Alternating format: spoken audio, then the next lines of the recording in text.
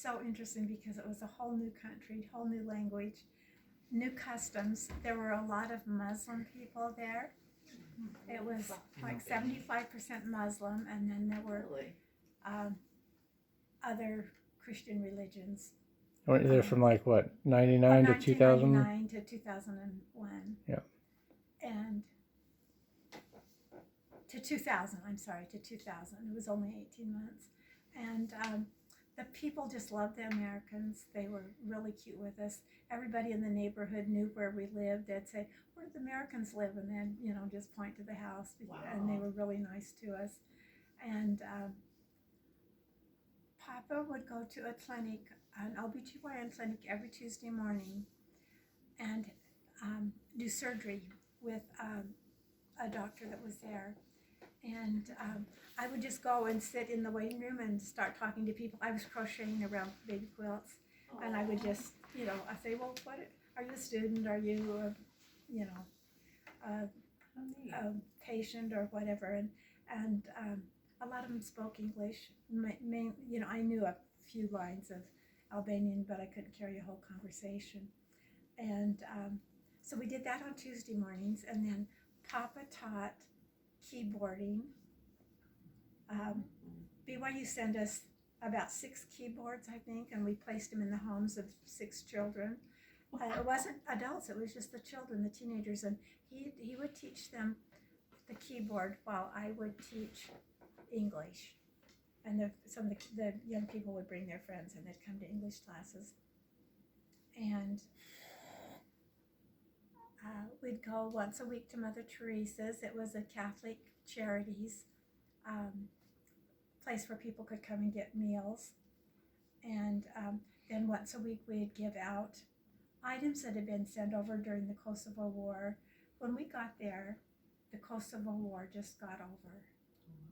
And there was all the refugees had left the week before, except the ones that were so maimed mentally, mainly, that they couldn't leave. And we went and visited some of them at a home. And some of the soldiers were really mean to the people, there. And they were just so mentally unstable, they couldn't leave Albania and go back to Kosovo at that time. What else did we do? We did more than that. We'd go out with the missionaries. Dad, what was the hospital like? Because I remember hearing some pretty sobering stories you were sharing. Well, when we first were called to the hospital, the president called me to see. Well, he told me about the hospital over there and said, you don't go there except to die. It's terrible. And so he asked me if I could have facilities to do minor operations in my bedroom if I needed to. And he said, "Did I have a MASH unit?" And I said, "Well, yes, I have a MASH unit in the military." And so we were set up to do maybe up to an appendectomy or whatever we had in our bedroom. I took the facilities over to that. Like I'm going to do the anesthetic because we only could get an airplane in 2 days a week. Tuesday and Thursdays, Swiss Air came in, and that was it. Wow. Otherwise, the airport was built basically by the NATO for the airplanes would land there To bring supplies and stuff, right? Well, they were bombing Kosovo from that was their base. Oh, wow. The facilities were in the hospital were atrocious. We didn't have any running water. In the hospital? We didn't have any heat. Sometimes had electricity. If we wanted hot water, they'd take a little dish pan and hold it over the little floor heater that they had that they could pick up and carry away. Hot plate. Oh my God.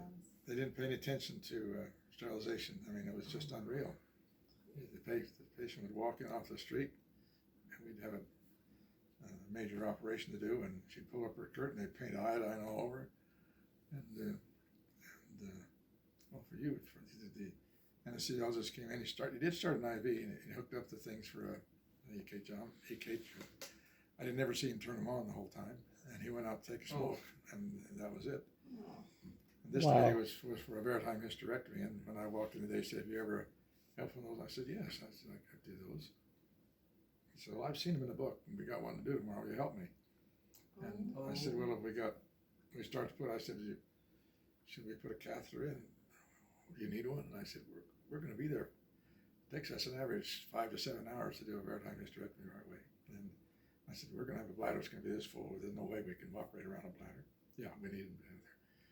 Do you have anesthesia or do you have pathology? Well, if we send him again, we get a report in 2 weeks. I mean, we're used to getting a report in 30 minutes to see if we're deep enough or whatever. And we went in, he washed his hands a little bit. And then they put a mask on, but they never put it over his nose. He just take a big tumor out, and he'd handle it, and let's look at this, cut it open, look at it. And I think that's what this is. I just was cringed the way things are there. And I asked the person, I said, how do you keep this from just having a problem with infection? He said, well, there's so many bugs, they all fight each other, was his comment. And so it was very, very basic. The facilities we had there looked like they got them out of one of our landfills. And it was so difficult. They wouldn't let the missionaries, except for us, they wouldn't let the missionaries help there in the hospital. And like I said, there was no running water. You had to usually bring it in a bucket. And our Terry was a sweetheart. She didn't dare go to the bathroom there. I mean, it was basically a hole in the ground. Wow. In the hospital. In the And hospital. men and women went in together. Men and women go together, and if you went, you had to go find a bucket of water to flush it. That's what you did. Oh. Very, very basic facilities. Language was a very challenging thing for me. I love languages. German came very easy. Dialects didn't bother me. We learned them all very quickly. And in Switzerland, there's so many dialects, it was unreal. But when you have a companion that hasn't learned any language, or the mission president said, now don't get the missionaries to help you. Figure it out. Well, so I was just brain tired at the end of almost every day. And I'm not sure that even at the end I ever fully understood everything that happened. It's exhausting. Well, I got 90%, but I didn't get the rest. And, anyway, it was facilities were atrocious. Like I said, we didn't have heat in the building. We finally found one room we could get a lead in. It was cold in the winters and damp. And you had to go to the market almost all the time. And I remember when Terry, we bought all our eggs in a plastic bag, and she dropped the bag one time, about broke her heart. Because all the eggs got ruptured. She said they didn't put them in cartons. Oh my. So it was Just a bag. Yeah, I just set them down with my other groceries and at the cement. Yeah, I learned some lessons like that in Argentina. We met some absolutely neat people, and we worked with them. For instance, when we went there, they only wanted to sing 2 songs, but you could guess what they were. Thank you, God for profit. I'm a child of God. I'm a child. And count your blessings. Oh, wow. And sometime we try to teach them, they say, no, Brother Cone, we want to sing Count Your Blessings. Oh. They didn't want to sing anything else. So wonderful, wonderful people. There's no question about it. And the church was just getting started. We helped people with the first tithing settlements, the first Melchizedek priesthood ordinations. Wow. At the time, we didn't receive the general broadcast of conference, so we had to put one together ourselves. We would meet together and just kind of maybe have our own conferences. Really? We had the same as, basically we had a district. It was just started then. There was one counselor, and that was me. And so we spoke at the various conferences as best we could. How many branches were there? We had 4. There was one in Durham, the other son, and 6 actually. there were 4 in Toronto. So there were 6. So now there's a stake there. And now there's a stake there. That's great. Wow. Yeah. We talked one time we'd like to go to Montenegro. Well, you'd have to have an armored car and an armored escort to even get there. And what about going down toward Greece in the same way? Because it was very Born tight. torn. And now we have members and missionaries in Montenegro, and we Really? have many missionaries back in Kosovo. Wow. Yeah. So they made some great progress. That is awesome. So how did Albania compare to Nauvoo? Well, when we left Nauvoo, she shed a tear. I mean, when we left Nauvoo, she shed a tear, and she said, there's only one person who ever get me to come back here again, To Nauvoo? President Hinckley. No, Albania. Oh, Albania. And she referred to Nauvoo as, this is celestial kingdom Aww. compared to what we were in And when were you in Nauvoo? 2010. 2010. Yeah, you were We there. came and saw you. You Yeah. did. That's right. Some of you came. You gave us a tour of the Yeah. You were bell there. tower, or You the climbed the bell Oh tower. yeah. yeah. I was gonna say I remember visiting you guys in Nauvoo. Remember that? Jared was a young Yeah. kid. I Jared was like remember. 3. We did climbing the baptisms. tower and the- Were you with us? What? We did baptisms in the temple, Yeah. get an endowment. The tower. Probably not. We went and did the little Maybe it was just family us. handcart thing, walking through the mud and the river. We did. Right. So. That was I We neat. couldn't went go over in to the temple. Carthage. Yeah, we went to Carthage. You didn't have Jarrett then, though, because that was He was like 2000. Right, because he's. No, we well, did have no, Jared. We had him. Jared was there. He was like He's 3. Throwing rocks. Yeah, we put him in the cart. We're dragging him around, Yeah. Okay. Totally did. and he lost his binky on the wagon. Oh yeah. Oh, and you yeah, jumped yeah. out. Yeah, and I found it and gave it back into your mouth. Yeah, right. Mom, what are some of your memories from Nauvoo? Yeah, it was interesting. We all had the same apartment, fourplexes and duplexes, but we had the same couches, we had the same lamps, we had the same kitchen tables. I remember they were cute. We had 8 plates. If we had more than 8 people to dinner, you had to ask them to bring their own plate. And it was really like the Celestial Kingdom. Your clothes were different than your neighbors, and your car was different. But other than that, it was pretty much the celestial order. We worked 5 mornings a week. We'd get up. We'd go to what time? We'd get up right before 5 so we could be there by 6. And I'm trying to think. So the temple mission. It was a temple mission, and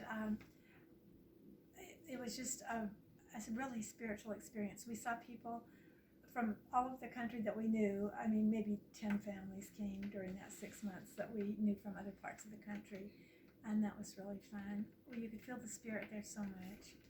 And we had the Nauvoo pageant, and that was really wonderful. It helped build our testimony of Joseph Smith and the saints that lived there. We had a great-great-great-grandparent that lived by Nauvoo. He was in one of the farms about 5 miles or 6 miles from town. We went and saw his land.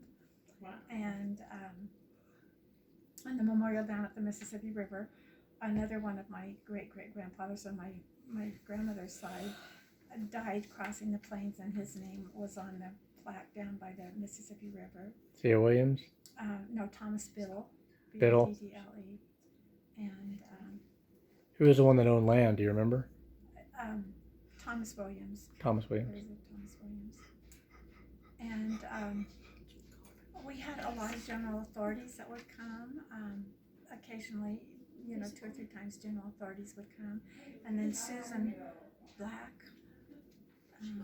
she's got a middle name, but anyway, she's an author that Oh, Elaine taught Black classes. or Susan Eastman Black. Susan Easton Black. Yeah. She'd come and give talks to us, and they were amazing. It was Oh, neat. She was a professor at BYU. Yeah. But I think our testimonies grew a lot there. Papa got to play in the concert hall inside the temple, and they Do had you remember to get seeing that? Which one? permission. The concert hall in the temple. It was built up like the one in the Kirtland Kirtland Temple, where they had the big podiums at the podium front and upstairs. back. And for the Oh priests- yeah, you showed us. priests- Nauvoo. Yeah. And Papa got to play on that They had to have Oh, you permi- played they there? had permission from the First presidency to presidency. use that room. to even go in. It was extremely select on what they used. Wow. And you got to play in there? You got to play the. That's neat. I remember when you took us into the bell tower, and it was really hot and humid, but it was cool to go up there. It was hot. So we were really blessed to be able to serve those 2 missions. That was fun to get to visit you there. So, what are your memories of your temple presidency time in the Boise, Idaho temple? That was really spiritual too. We had a wonderful president, and he taught us a lot about gospel. And what years was that? That was 2005 to 2008. And who was he the taught us president? He was the president was Harold Hillam, and he was had been released as one of the he was the president of the quorum. of Gen the Authority Synod. Emeritus. Yeah, and he taught us a lot about the church and how it operates, and that the person highest in authority speaks last, and Protocol. different thing. Protocol. That was the word I was looking Yeah. for. That we President didn't- Packer was big on protocol.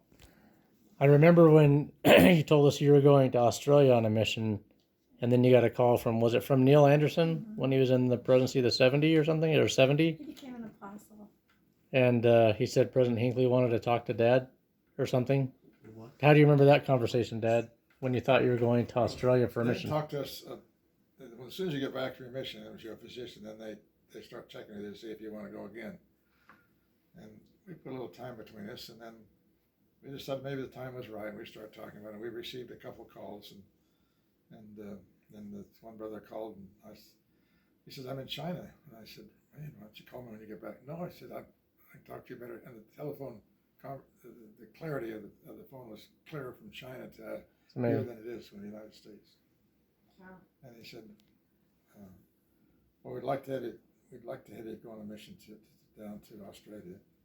And said, you'd be in charge of all the medical care of the islands of New Zealand and those around. He said, the biggest problem we have is when someone becomes ill, then we decide that we put them on a 12-hour flight to bring them home, or do we take them there and try to let them get better and get back in their mission field on their own. He said, you'd have an office here with the authority, and said you're within walking distance of the test of your wife. We have a little apartment you can live in, and she can go to the temple as much. And Mother would have Is loved that in that. Sydney or Adelaide or I think it's probably Sydney. Sydney? And so I said, well, give us a day. And we did some threshold thinking and praying, and said, call back. Said, okay, we'll do it. And he said, well, send in your okay today. He said, I'm not going to worry about the visas. So forget about the rest of your what did they call that? Paperwork. All that Application. paperwork. He They said, wanted us to go in January. We were planning on going in April, but they wanted us to go in January. And the next day, or that was Saturday, and we went to watch one of the kids play soccer. It must have been Landon, I would assume. We went to watch play soccer. No, Landon wasn't playing soccer. Well, we went to a soccer game, and so we had a recorded conference, Saturday conference. We got a call from Brother Nancy, that's Brother Elson. I said, well, I don't know who you are. Neil Anderson, he's an apostle now. He had been, that Saturday He was morning, sustained he had been sustained, but we were at somebody's. as an apostle or Oh, 70? apostle. 70. Or 70, Oh right? yeah, he would have been a 70 then. Yeah. Because this was like 2005? So he said, well, I was just sustained the sentence for 70, and he said, I've asked to call, extend a call to you from President Hinckley to serve in the Boise Temple presidency. I said, now wait a minute. We just accepted yesterday to take a call to go on a mission to Australia. I said, which one do you want us to do? Well, I'm not going to go ask the prophet that question. Right. He's like, I'm calling because President Hinckley asked me to serve in the temple presidency. Really? I said, well, whatever. Well, he just said, well, no, the man, the brother Anderson said, well, what the prophet requests is more. The temple presidency, right. That's That's what. what- Like he's if that's here, what you President know. Hinckley asked, we'll do it. Yeah. So that's what I went to. Oh, So that started your 3-year service in the Boise temple presidency. neat. Difficult. The most interesting thing was that Carrie, she wanted to be up, had to be there early. We were the only temple at that time that started all our sessions at 5 in the morning. Oh, And we provided more, because we did every 30 minutes we did a session, provided more session opportunities than any other temple at that point that I know. really? And so we would have it open, we'd be there by 4:30 to get it open.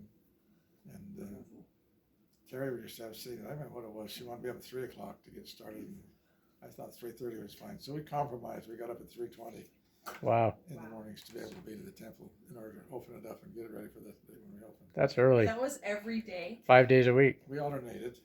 3 or 4 days a week, because there were 3 in the presidency. Okay. Each day would be split in half, so one of us would take the morning and one would take the afternoon, the other one would have it off. The next day, except on Wednesdays, we were all there because we'd have presidency meetings. We go all there on Wednesday. Okay. Oh, wow. Mom, what were some of your highlights from your temple service time? Well, it was really fun to work with Sister Helen because her husband had been a mission president and a 70 over several missions in South America. They had been mission president in Portugal. And so she had a lot of experience with working with people, and she's really good. She put me over the music, the person that played the music in the waiting hall the chapel before you went to your endowment session. And Didn't have any recordings then. Right? That's all people, huh? Yeah. and she was just really, really, really sweet. We had training films. They started training films for the ordnance workers at that time, And we would meet with new ordinance workers on Sundays, and they'd go through all the training films with them, so they knew a little bit about what their callings consisted of. As About temple 100 workers. once a month. And we were training the temple workers for Twin Falls because they were. Oh, as they were getting ready to open that temple, huh? Twin Falls Temple.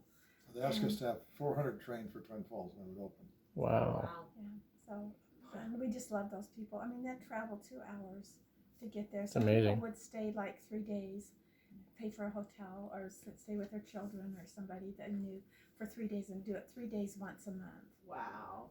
That's amazing. Sister Helen was over the nursery, and you know, when babies were being sealed to their parents, there were sisters there that would take care of the nursery. You know, you just get to know the temple workers and love them, and sometimes they come to you with their problems or with questions, Yep. and Because they trust you. you know, and it was a people thing. You just got to know the people.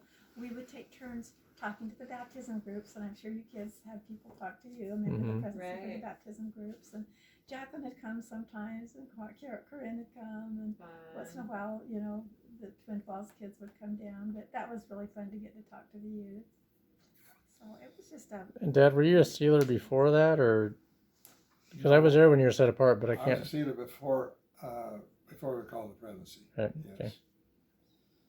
It was something, an experience that I was really impressed with. The time I had an opportunity to be the initiatory supervisor. There was a time when we did all the strokes and put the garments on and things, and they've changed that significantly.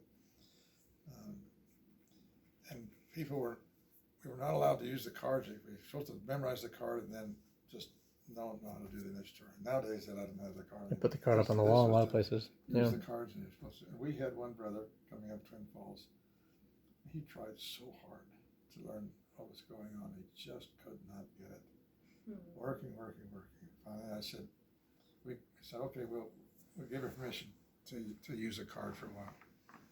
And the way I taught us, when I was a coordinator, I would give the assignments and I'd immediately put on a count, and then I would be the patron. And that's how I taught them, and I wouldn't let them learn a bad habit. I said, just don't, this is the way it is. But anyway, we'll let this brother, we'll let you use a card. And he said, but President Coleman, I can't read. And boy, was I ever humbled. Oh. And so I worked with him until he got to where he could do it. It was all by hearing. And he was brilliant. He told me, he says, you know, if there's a new motor and you let me take it apart, I'll be able to fix it if it ever goes wrong. But I can't read the direction. But if you let me take it, I can fix it. Wow. And he was such a humble person. I've never Oh, forgotten that. that's sweet. That was so sweet to me. It Can't was- read. What a neat experience. And boy, I took a step back. Where was he from? I thought, wow, I can go through and learn this thing. Twin Falls. Twin Falls. Wow. So he could do it? Oh. That's amazing. Well, we hope we all grow up like you guys and go on lots of missions. I know. Thanks I for hope you do too. thanks for Hey. sharing. We love the mission you're doing. Yeah, it's And super fun. each having their own experiences, so that's what's neat. But at least you know that we do know how hard it is. It is. And yours is a lot harder than ours was because, We know what Hunter's going through right now. yeah. He's got a tough 3 months. Right. That is Um, true. And we know that you guys worked harder than we did because we could go home and take a nap if we wanted to. Yeah, so- You deserve a nap.